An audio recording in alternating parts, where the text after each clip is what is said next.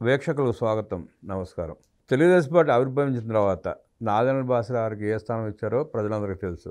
కరెక్ట్గా 41 సంవత్సరాల క్రితం పార్టీకి వెన్నుపోటు పొడిచి రామారావు గారిని నమ్మించి వంచిన నాదెండ్ల భాస్కరరావు వ్యవహార శైలిని, నాడు జరిగిన సంఘటనల్ని నేటి తరానికి పరిచయం చేయడానికి, విశ్లేషించడానికి మనతో పాటు ఉన్నారు రాజేష్ అప్సాని, ప్రముఖ రాజకీయ విశ్లేషకులు. వారిని అడిగి నాటి నుంచి నేటి దాకా నాదెండ్ల భాస్కరరావు ఎపిసోడ్ని సమగ్రంగా ప్రజలకి, నేటి తరానికి తెలియజేయడానికి వారిని అడిగి మరిన్ని విశేషాలు తెలుసుకునే ప్రయత్నం చేద్దాం. నమస్తే రాజేష్ గారు. నమస్తే. నాదెండ్ల భాస్కరరావు వెన్నుపోటు పొడిచి 41 సంవత్సరాలు పూర్తయింది. నాడు జరిగిన సంఘటనలు నేటి తరానికి తెలియకపోవచ్చు. మీ ద్వారా సమగ్రంగా తెలియజేసే ప్రయత్నం చేయండి. 1984 ఆగస్టు 16 అంటే సరిగా నేటికి 41 సంవత్సరాల పూర్వం ప్రజల ఆశీస్సులతో అప్రతిహత విజయం దక్కించుకున్న ఎన్టీ రామారావు గారి ప్రభుత్వాన్ని అస్థిరపాలు చేయటమే లక్ష్యంగా నాటి కాంగ్రెస్ పార్టీ, ఇందిరాగాంధీ గారి నాయకత్వంలో ఉన్న కాంగ్రెస్ పార్టీ ఎన్నికలలో తమని ఓడించి 35 సంవత్సరాల తమ పాలనకి చరమగీతం పాడిన ఎన్టీ రామారావు గారి ఉనికిని నాటి కాంగ్రెస్ నాయకత్వం సహించలేకపోయింది. దానికి దారితీసిన పరిస్థితులు కూడా ఏంటి అంటే, ఎన్టీ రామారావు గారిని ఒక నాన్ సీరియస్ పాలిటీషియన్గా కాంగ్రెస్ పార్టీ పరిగణించింది. మొట్టమొదట మొహానికి రంగులేసే ఆయనకి ఓట్లు ఎవరు వేస్తారు, మనందరం ఇంతటి అనుభవం ఉన్న రాజకీయ నాయకులం, మనల్ని కాదని ఎన్టీ రామారావు పట్ల ప్రజల ఆదరణ ఏం చూపుతారులే అని చెప్పిన ఒక నిర్లక్ష్య ధోరణి మొదట కనపరిచారు కాంగ్రెస్ పార్టీ వైపు నుంచి. కానీ ప్రజలు రామారావు గారికి ఉన్న సమ్మోహన శక్తి పట్ల ఆకర్షితులై ఆయన రాజకీయంగా వేస్తున్న తొలడుగుల్ని ప్రజలు స్వాగతించి ఆయన ప్రకటించిన ప్రతి అభ్యర్థికి విజయం కట్టబెట్టారు.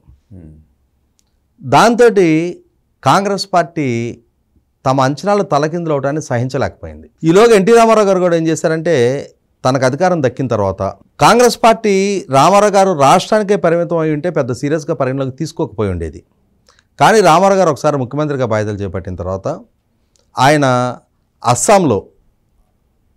అస్సాం గణపరిషత్ ఏజీపీ అంటే ఆల్ అస్సాం స్టూడెంట్ యూనియన్ అసు నుంచి ఏజీపీ ఆవిర్భావం చెందింది. ఆ ఏజీపీ పార్టీ ఎన్నికల్లో పోటీ చేసిన సందర్భంగా రామారావు గారు అస్సాం పర్యటనకు వెళ్ళి ఏజీపీకి మద్దతుగా ప్రచారం చేశారు. అక్కడ కాంగ్రెస్ పార్టీని ఓడించి ఏజీపీ విజయం దక్కించుకుంది. తర్వాత ఫరూక్ అబ్దుల్లా గారి నేతృత్వంలో ఉన్న నేషనల్ కాన్ఫరెన్స్కి మద్దతుగా జమ్మూ కాశ్మీర్లో పర్యటించి వారికి ప్రచారం చేశారు. కాంగ్రెస్ పార్టీని ఓడించి నేషనల్ కాన్ఫరెన్స్ విజయం దక్కించుకుంది.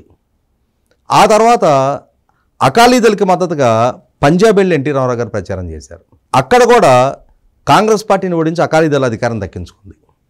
దీంతో ఈ నటుడిని ఆంధ్రప్రదేశ్ రాష్ట్రంలోనే మనం ఉపేక్షించాం, ఇతని వాళ్ళ జాతీయ స్థాయిలో విస్తరిస్తున్నాడు, ఇంకొక 3 రాష్ట్రాల్లో మనకు వ్యతిరేకంగా ప్రచారం చేస్తున్నాడు, కాబట్టి ఇతని రాజకీయంగా కట్టడి చేసి తీరాల్సిందే అని చెప్పిన ఒక నిర్ణయానికి కాంగ్రెస్ పార్టీ వచ్చి వాళ్ళకి మాత్రమే అలవాటైన క్షుద్ర రాజకీయాన్ని ఆంధ్రప్రదేశ్ రాష్ట్ర ప్రజల మీద బలవంతాన రుద్దే ప్రయత్నం చేశారు. ప్రజల ఆశీస్సులతో, అభిమానంతో, ఆదరణతో 200 పైగా స్థానాల్లో అధికారం దక్కించుకుని ఎన్టీ రామారావు గారిని ఆయన బైపాస్ సర్జరీ చేయించుకోవడానికి అమెరికా వెళ్ళిన సందర్భంగా రాజకీయంగా ఆయన అస్థిరపాలు చేయడానికి తెలుగుదేశం పార్టీలో నాదెండ్ల భాస్కరరావు అనే ఆయన్ని ఒక పావుగా ఎంచుకొని ఆయనకి నీ పార్టీలో నువ్వు చీలిక తీసుకురా, మా శాసనసభ్యుల మద్దతు నీ పార్టీలో నువ్వు తీసుకొచ్చే చీలిక వర్గంతో నిన్ను ముఖ్యమంత్రిగా ప్రతిష్ఠిస్తాము అని చెప్పని ఆయనకు ఆశలు రేపగానే ఆయన రామారావు గారి ఆబ్జెన్స్లో ఆయన ప్రయత్నాలు ఆయన మొదలుపెట్టి ఎన్టీ రామారావు గారు అమెరికా నుంచి తిరిగి వచ్చేటప్పటికి తెలుగుదేశం పార్టీలో చీలిక తీసుకొచ్చాడు. కొంతమంది శాసనసభ్యులను తన వైపు మలుచుకోగలిగాడు. నాడు రామ్లాల్ అని చెప్పిన ఒక గవర్నర్ని అడ్డుపెట్టి నాడు ఎన్టీ రామారావు గారికి అసెంబ్లీలో మద్దతు ఉందా లేదా, ఆయనకి తగిన సంఖ్యాబలం ఉందా లేదా, లేదు ఇప్పుడు నాదెండ్ల భాస్కరరావుకి ప్రభుత్వాన్ని ఏర్పాటు చేయడానికి కావాల్సిన సంఖ్యాబలం ఉందా లేదా అనేది పరిగణలోకి తీసుకోకుండానే నాడు కేంద్ర ప్రభుత్వ ఆదేశాలతోటి గవర్నర్ రామ్లాల్ ఎన్టీ రామారావు గారి ప్రభుత్వాన్ని బర్తరఫ్ చేసి నాదెండ్ల భాస్కరరావు గారిని ముఖ్యమంత్రిగా ప్రతిష్ఠించారు. అది సరిగ్గా నేటికి 41 సంవత్సరాల క్రితం జరిగిన సంఘటన.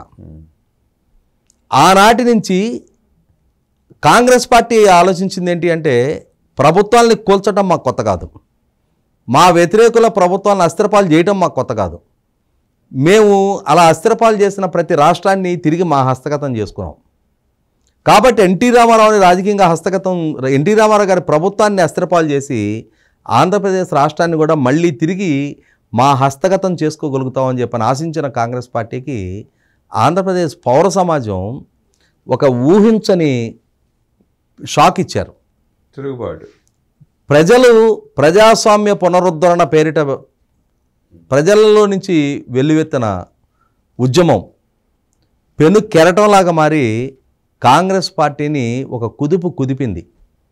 జాతీయ స్థాయిలో ఉన్న అన్ని రాజకీయ పక్షాలు ఎన్టీ రామారావు గారికి మద్దతుగా నిలిచాయి. అలా నిలిచిన నేపథ్యంలో కాంగ్రెస్ పార్టీ ఉక్కిరిబిక్కిరయ్యి జాతీయ స్థాయిలో పరువు ప్రతిష్టలు పణంగా పెట్టబడుతూ ఉన్న సందర్భంలో, ఎందుకంటే ఇక్కడి నుంచి 3 నెలల్లో పార్లమెంట్ ఎన్నికలను ఎదుర్కోవాల్సిన పరిస్థితులు ఉన్నాయి. ఇటువంటి స్థితిలో కాంగ్రెస్ పార్టీ నెల రోజుల ఆంధ్రప్రదేశ్ రాష్ట్ర పౌర సమాజం నుంచి వెల్లువెత్తిన నిరసనలు, ఉద్యమాలు, బందులు, రాస్తారోకులు, హర్తాళ్ళు, వీటన్నిటి నేపథ్యంలో కాంగ్రెస్ పార్టీ ఫేస్ సేవింగ్ కోసం, పరువు నిలుపుకోవటం కోసం తిరిగి సెప్టెంబర్ 16, 1984 నెల రోజుల్లో మళ్ళీ తిరిగి ఎన్టీ రామారావు గారిని ముఖ్యమంత్రిగా ప్రతిష్ఠించి నాదెండ్ల భాస్కరరావు గారిని రాజీనామా చేయించి, అలాగే గవర్నర్గా ఉన్న రామ్లాల్ని తప్పించి శంకరదయాళ్ శర్మ గారిని గవర్నర్గా తీసుకొచ్చారు. దాంతో శంకరదయాళ్ శర్మ గారి చేతుల మీదుగా మళ్ళీ తిరిగి ఎన్టీ రామారావు గారి ప్రభుత్వం పునఃప్రతిష్ఠ జరిగింది. ఆ జరిగిన తర్వాత సరిగ్గా నెల 15 రోజులకి, అంటే సెప్టెంబర్ 16 ఎన్టీ రామారావు గారు మళ్ళీ ముఖ్యమంత్రిగా పదవి బాధ్యతలు చేపడితే అక్టోబర్ 31 దురదృష్టవశాత్తు ఆమె అంగరక్షకుల చేతే ఇందిరాగాంధీ గారు దారుణ హత్య గావింపబడ్డారు. ఈ హత్య గావింపబడ్డ పూర్వరంగంలో నెల 27 రోజుల తర్వాత డిసెంబర్ 27వ తారీఖు దేశవ్యాప్తంగా ఇందిరాగాంధీ గారి హత్య తర్వాత ఆమె కుమారుడు రాజీవ్ గాంధీ గారిని ప్రధానమంత్రిగా పదవి బాధ్యతలు అప్పజెప్పడానికి పార్లమెంట్ ఎన్నికలు దేశం ఎదుర్కొంది. వాస్తవంగా దేశవ్యాప్తంగా ఇందిరాగాంధీ గారి హత్య తాలూకు సానుభూతి కాంగ్రెస్ పార్టీకి ఒక వెల్లువలాగా సీట్ల వరదను సృష్టించినాయి. పార్లమెంట్లో 400 పైగా స్థానాలు కాంగ్రెస్ పార్టీకి దక్కాయి. జాతీయ పార్టీ అయిన భారతీయ జనతా పార్టీ దేశవ్యాప్తంగా కేవలం 2 స్థానాలకు పరిమితమైంది. అటువంటి స్థితిలో ఆంధ్రప్రదేశ్ రాష్ట్రంలో మాత్రం ఎన్టీ రామారావు గారి నాయకత్వంలో ఉన్న తెలుగుదేశం, జనతా పార్టీ, కమ్యూనిస్ట్ పార్టీలు, భారతీయ జనతా పార్టీ కలిసిన అలయన్స్ 42 పార్లమెంటు స్థానాలకు 35 స్థానాలు దక్కించుకుంది. వాస్తవంగా ఖమ్మం స్థానం కూడా దక్కాల్సి ఉండగా అక్కడ ఖమ్మం స్థానం కేటాయింపు చేయబడ్డ కమ్యూనిస్ట్ పార్టీలు ఇరువురు ఒకరి మీద ఒకరు పోటీగా అభ్యర్థులను పోటీకి పెట్టుకొని ఆ స్థానాన్ని నాటి కాంగ్రెస్ అభ్యర్థి జలగంగారావు గారికి కట్టబెట్టడం జరిగింది. అంటే ఇందిరాగాంధీ గారి హత్య తాలూకు సానుభూతి కన్నా కూడా ఎన్టీ రామారావు గారి పట్ల ప్రజలు కనపరిచిన ఆదరాభిమానాలు, ఆంధ్రప్రదేశ్ రాష్ట్రానికి ఎదురైన పరిస్థితులు, ఆంధ్రప్రదేశ్ పౌర సమాజ తీర్పుకు వ్యతిరేకంగా కాంగ్రెస్ పార్టీ తీసుకున్న నిర్ణయానికి వ్యతిరేకంగా ప్రజలు ఎన్టీ రామారావు గారికి మద్దతుగా నిలిచి ఓట్లు వేయటం జరిగింది.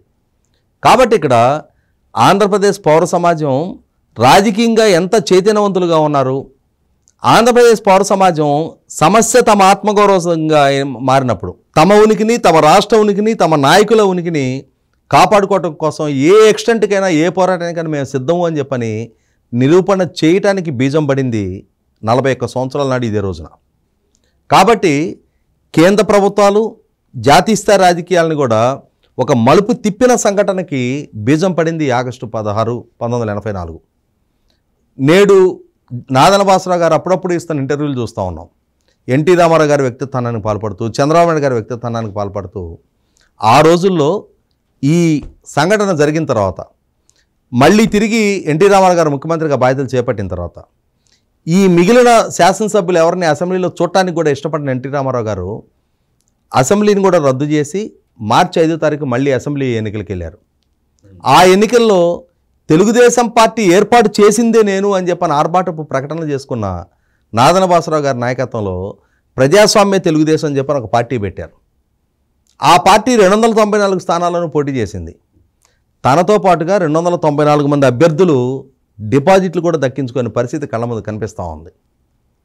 ఇటువంటి స్థితిలో ఆంధ్రప్రదేశ్ పౌర సమాజం రాజకీయంగా ఎంత స్ఫూర్తివంతంగా నిలిచారు, దేశానికి ఒక ట్రెండ్ సెట్టర్గా ఎలా నిలవగలిగారు, ఎంత చైతన్యవంతంగా ఆలోచించగలుగుతారు అనేది 1984 ఆగస్టు 16 నాటి సంఘటనతోటి దేశానికి నిర్ధారణ అయింది. అలాగే నాడు కేంద్ర ప్రభుత్వ నిరంకుశపు నిర్ణయాలకు వ్యతిరేకంగా ఆంధ్రప్రదేశ్ పౌర సమాజం కనపరిచిన పోరాటం తెగువ కేంద్ర ప్రభుత్వాలను కూడా గడగడలాడించిందనేది వాస్తవం. 41 సంవత్సరాల క్రితం నాదెండ్ల భాస్కర్ను అడ్డం పెట్టుకుని టీడీపీ పార్టీకి ఎన్టీఆర్కి వెన్నుపోటు పొడిపించే ప్రయత్నం చేసిన కాంగ్రెస్ పార్టీ తదుపరి కాలంలో ఎలా దిగజారిపోయిందో ఆనాటి విశేషాలని మనందరికీ తెలియజేసిన, నాటి సంఘటనల్ని పోసుకొచ్చినట్లు నేటి తరానికి తెలియజేసిన రాజేష్ అప్సాని గారికి ధన్యవాదాలు తెలియజేస్తూ నమస్కారం. నమస్కారం.